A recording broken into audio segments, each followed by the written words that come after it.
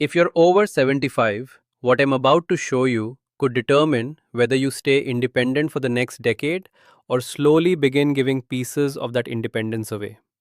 I don't say that lightly. I've watched it happen both ways. Walking keeps your heart healthy, but it does not keep you independent. That's the part most seniors never hear. You can walk every morning, wave to your neighbors, feel proud of your routine, and still be quietly losing the exact muscle fibers that keep you steady on stairs, confident on curbs, and strong enough to rise from a chair without hesitation. Most seniors don't realize this until a fall changes everything. And by then, rebuilding becomes harder. Today, I'm going to show you one specific exercise that surgeons and mobility specialists now consider more important than walking after 75. It's simple, it's powerful, and it directly targets what time has been slowly taking from you. Stay until the end, because the way you perform this matters more than the exercise itself. But before I show you exactly what this exercise is, we need to talk about what your body is quietly telling you right now and why ignoring it is costing you more than you realize. Dot. You notice it first when you stand up from a chair. That brief pause. The need to rock forward once or twice before your legs fully cooperate. It's subtle, but it wasn't there 5 years ago. Then it shows up on the stairs. Your knee doesn't exactly give out, but it feels less certain. Not painful enough to panic you, just unstable enough to make you reach for the railing a little sooner than you used to. That slight hesitation before you step down from a curb. The way your hips feel stiff after sitting for 30 minutes. The heaviness in your thighs after a simple trip to the grocery store. This isn't just getting older. This is your body asking for a different kind of support. What I have seen in my clinic again and again is this exact pattern in nearly every patient over 75 who tells me they walk every day. They're proud of it. And they should be. Walking is wonderful, but it cannot replace what time has quietly taken from your legs. Your heart may be keeping pace. Your lungs may feel fine. But your stabilizer muscles, the small, powerful fibers that keep you upright and balanced, are gradually weakening beneath the surface. These symptoms are warnings, not verdicts. And yet, despite everything I just described, I have also watched men and women in their late 70s and even 80s reverse this exact pattern. Not with surgery, not with expensive equipment, but with one deliberate change. I have sat across from both of these patients. The first was 76. He walked nearly 3 miles every morning, rain or shine. He was proud of it, and he should have been. But one night, in his own bathroom, his knee gave way just enough to send him sideways. He wasn't badly injured, but something more fragile broke that night: his confidence. Within weeks, he was avoiding evening outings. Within months, he was planning his day around fewer movements. The second was 78. Same walking habit, same stiffness, same hesitation on stairs. But instead of adding distance, we added one targeted movement 3 times per week. Within a month, he was climbing stairs without gripping the rail. Within two, he stopped talking about his knees at all. The difference between them was not luck, it was information. It was loading the right muscles in the right way. Your body is still listening, it just needs the right signal. By the time we finish, you will have that same signal in your hands. Now, you might be wondering why something so simple can outperform decades of daily walking. And to answer that, I need to share what I've learned from years of treating seniors exactly like you.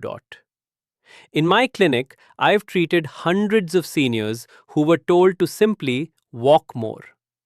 Men and women between 70 and 85 who did exactly what their doctors recommended. They stayed active. They kept moving. And yet, they still came to me with stiff hips, aching knees, near falls in the kitchen, or the quiet fear that one misstep could change everything. The research has quietly shifted, but most patients never hear about it. Geriatric mobility guidelines now prioritize functional strength, controlled weight bearing movements that train balance and joint stability over pure cardio when it comes to fall prevention and long term independence. Cardio supports your heart, strength protects your autonomy. I'm sharing this because I've watched what happens when seniors finally get the right prescription for their legs. I remember a 79-year-old former teacher who was preparing for a knee replacement. We added targeted loading 3 times a week. 4 weeks later, her surgeon postponed the surgery. 8 weeks later, she cancelled it entirely. And once I understood the biology behind why this worked so consistently, everything changed in how I approached mobility after 75.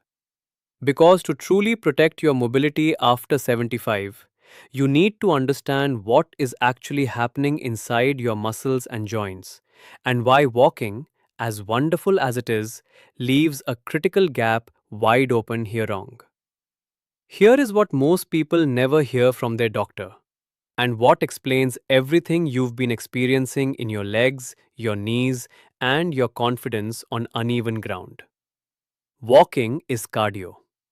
What you're losing after 75 is not cardio, it's control. There is a specific type of muscle fiber called type 2 or fast twitch fiber. These are the fibers responsible for quick stabilization, the split second muscular response that catches you when your foot lands on an uneven surface, when your knee wobbles on a step, when your hip needs to correct your balance before you even realize it's off. Walking, even brisk walking, barely stimulates these fibers. It keeps your cardiovascular system engaged but leaves your stabilizers essentially unemployed. And unemployed muscles, after 75, don't simply wait, they disappear. This process has a name: sarcopenia. And it accelerates significantly in your mid 70s, in ways it simply doesn't in your 60s. Think of your legs like the suspension system of a car. Walking keeps the engine running smoothly. But without targeted work, the suspension weakens, the brakes soften, and the car becomes dangerous on anything other than a perfectly flat road. Your heart may be running fine. Your legs may not be steering safely. When those stabilizer muscles go quiet, your joints take the beating instead. Weak quads and glutes force your knees and hips into poor alignment. That altered alignment changes how you walk. That changed gait compresses your joints unevenly. That compression creates pain. Pain reduces activity. Reduced activity accelerates muscle loss. And the cycle compounds quietly every single week. After 75, your neuromuscular signaling, the communication between your brain and your muscles, also slows. Without deliberate resistance, your brain gradually stops recruiting your stabilizer muscles efficiently. They become, in clinical terms, dormant. The good news is that your nervous system never stops adapting. It just needs the right kind of demand. Slow, controlled loading reawakens those dormant fibers, restores joint alignment, and gives your brain the signal it has been waiting for. And this is exactly where most seniors unknowingly sabotage their own progress. Not because they aren't trying, but because they're missing three critical details that determine whether this work heals or harms TOT. The first three mistakes are the ones I see in nearly every new patient over 75. Not occasionally, not in some patients, in nearly all of them. And the reason they persist is simple. Nobody ever explained that these habits exist, let alone what they cost you over time. Mistake number one is the most common, and it is the one most seniors feel best about: relying exclusively on walking. Walking is not the enemy. I want to be clear about that. But when it becomes your only lower body activity, your quads and glutes, the two largest muscle groups responsible for standing, climbing, and stabilizing your entire frame, remain chronically underloaded. Your cardiovascular system improves. Your stabilizer muscles do not. After 75, muscle loss without resistance doesn't plateau. it compounds. Every week of walking only activity is a week your type 2 fibers go without the stimulus they need to survive.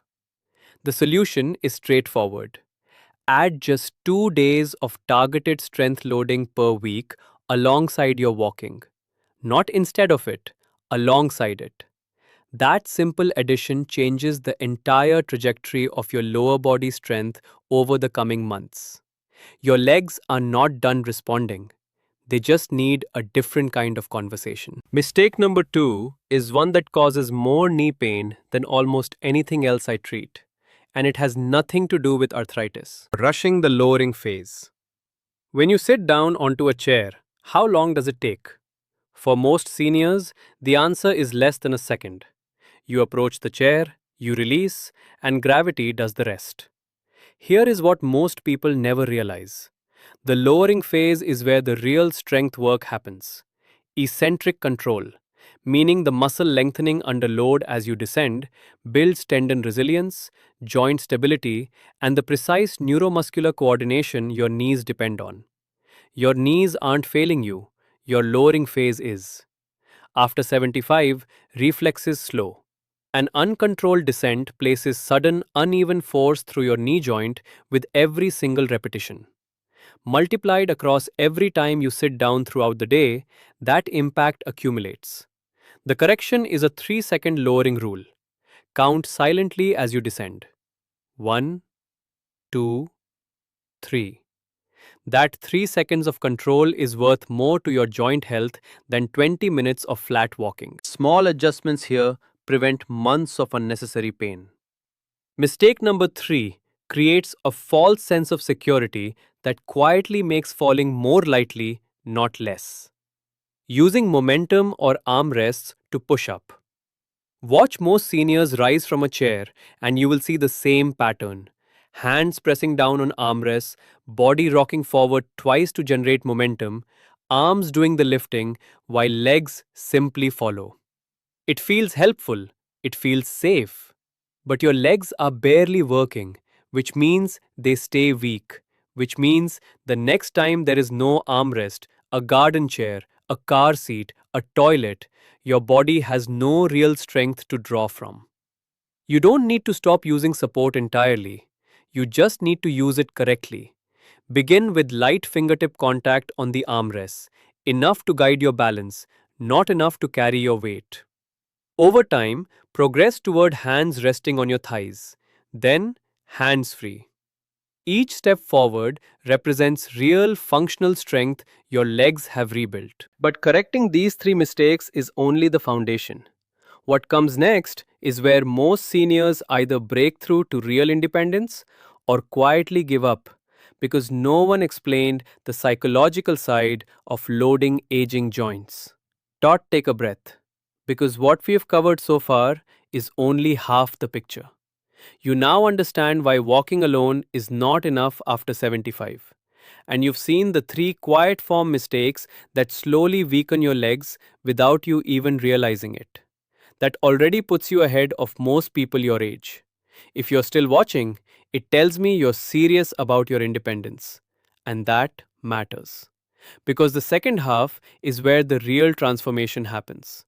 This is where we talk about how to progress safely, how to handle joint fear without retreating, and the exact movement surgeons actually prescribe to protect long-term mobility. The movement at the end of this video is the one I've seen restore confidence faster than any other in patients over 75. If you want to stay in your home, climb stairs without hesitation, and move without fear of falling, this next part is non-negotiable. Don't click away. The best is literally 60 seconds from now. Because now we need to talk about the habits that separate the seniors who rebuild their strength from the ones who stay stuck in the same cycle of stiffness and fear.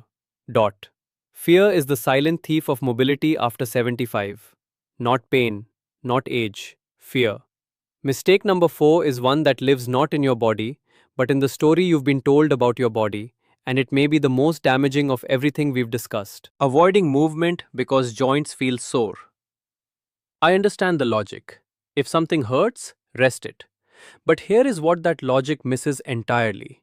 Most joint pain after 75 does not come from damage, it comes from weakness.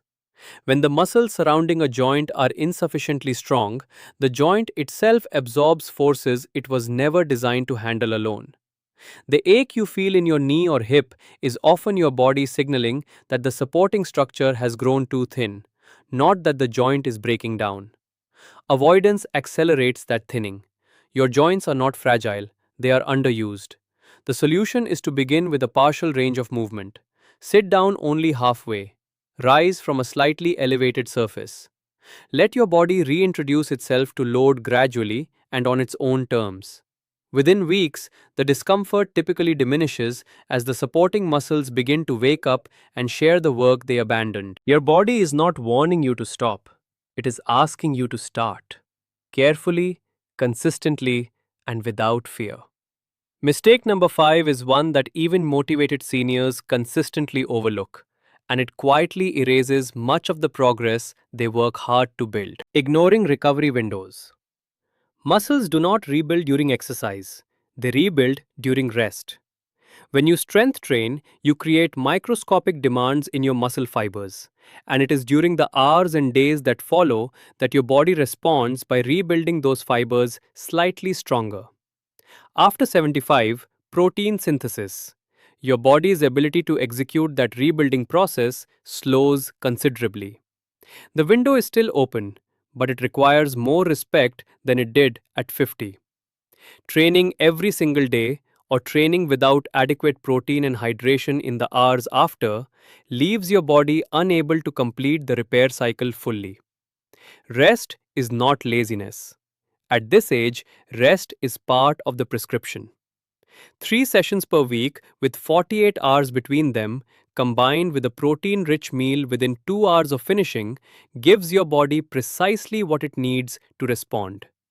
Recovery is not optional. It is where the strength actually gets built. And now the contrast that I want you to sit with for a moment. Two men can feel the exact same stiffness, the same morning heaviness in their knees, the same hesitation on the stairs. One retreats, he rests more, moves less, and tells himself he is being sensible. The other respects the discomfort. He stops at sharp pain, but he does not stop at effort. He loads the joint gradually and gives it time to recover. 6 months later, they are living completely different lives. One is planning around his limitations, the other has stopped thinking about them.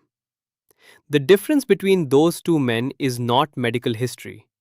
It is the decision made on an ordinary morning. And all of this, every mistake, every adjustment, every moment of patience, leads us to the one movement that ties it all together. The exercise I promised you at the beginning. The one that surgeons, physical therapists, and geriatric specialists now agree is non negotiable after 7-5 dot. And now we arrive at the one exercise that, in my experience, preserves independence better than any other for men and women over 75. This is the movement that changes everything. It's not flashy, it's not complicated, it requires no equipment, no gym membership, and no previous fitness experience. It is the controlled sit to stand, sometimes called the chair squat, and it is the single movement that surgeons, physical therapists, and geriatric specialists return to again and again precisely because it replicates every real world demand your body faces daily. Rising from a chair activates your quads, glutes, and core simultaneously. That combination is almost impossible to replicate through walking alone. Each repetition also creates a healthy compression and decompression cycle through your knee and hip joints, gradually restoring the fluid movement and alignment your joints have been missing. And because it mirrors getting off a toilet, out of a car seat, and up from a sofa, every repetition is functional in the most immediate and personal sense of the word. The magic isn't in standing up, the magic is in sitting down slowly. I had a patient, 82 years old, who was told he needed a walker to move safely and that assisted living was the next logical step. We started with 5 controlled sit to stands per session, 3 times a week. feet hip width apart, chair at a height where his thighs were parallel to the floor, a 3-second lowering phase every single time. 5 weeks later, he walked to his mailbox unassisted. Begin with a sturdy chair, fingertip support if needed. 5 to 8 repetitions, 3 times weekly. Progress the lowering phase before you increase the repetitions. This is the exercise that keeps you in your home. Now, you might be wondering whether this is just my opinion or something backed by real clinical evidence. And I want to show you exactly what the research says, because it will surprise you. Dot. This isn't anecdotal. The data is clear. A 2022 geriatric mobility study examining adults over 75 found that those who performed sit to stand strength training reduced their fall risk by 31% compared to groups who walked exclusively. 31%. That is not a marginal improvement.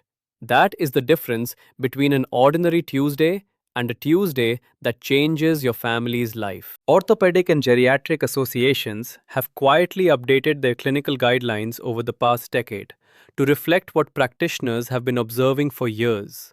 Functional lower body strength is now considered a primary indicator of long term independence, ranking above cardiovascular fitness in fall prevention protocols for the over 75 population. The numbers don't lie. Strength preserves independence longer than cardio alone. Seniors who perform controlled strength movements 2 to 3 times per week maintain 40% more functional mobility over a 3-year period compared to those who rely solely on walking. 40%. That gap widens with every passing year of inactivity. Surgeons don't recommend this because it's trendy. They recommend it because it works.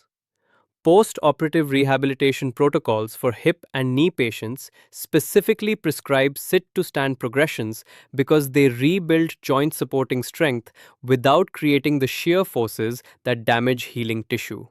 And the best part? You don't need a clinic to benefit from it. No machines, no membership, no specialist referral. Just body weight, a sturdy chair, and the consistency to show up 3 times a week. Because knowing the science is one thing, using it to change your daily life is what actually matters.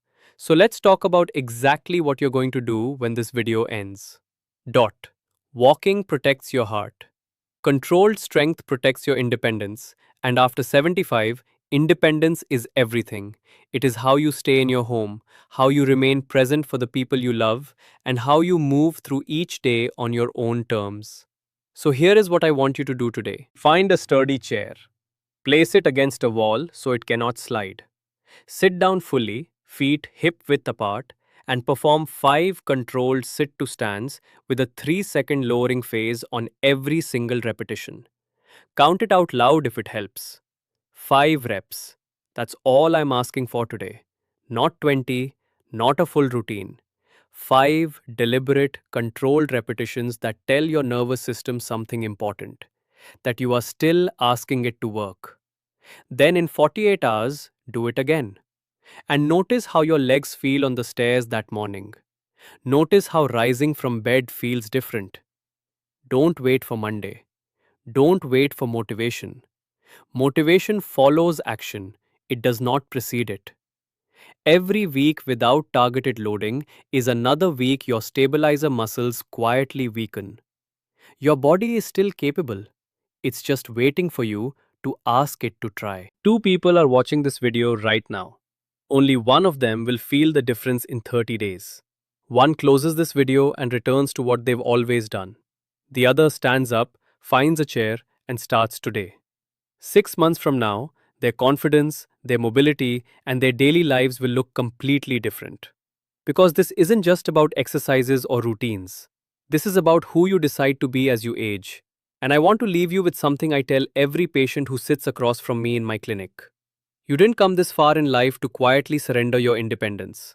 Not after everything you've built, everything you've carried, everything you've navigated to arrive at this point. That is not who you are. I know it's hard to watch your body change, to feel stiffness where there used to be ease, to hesitate at a curb you once stepped off without thinking. to grip a railing you once ignored completely. That experience is real, and it deserves to be acknowledged, not dismissed with generic advice about staying positive. But here is what I need you to hear. And I say this not as encouragement, but as clinical fact. It is never too late. Muscle tissue responds to demand well into your 80s. Neuroplasticity, your brain's ability to rewire its communication with your muscles, does not have an expiration date. Your body is not failing you. It's adapting to what you ask of it. Ask more, and it will give more. You are not alone in this. Not anymore. Thousands of seniors are rebuilding their strength right alongside you. One chair, one rep, one ordinary morning at a time. Imagine walking to your mailbox without hesitation, rising from your chair without bracing, climbing your stairs without that quiet calculation of whether your knees will cooperate. That life is not behind you, it is ahead of you, if you ask your body for it. If this resonated with you, subscribe for more surgeon approved, age specific guidance built around your body and your time. Aging is mandatory, decline is not. Your next rep is waiting.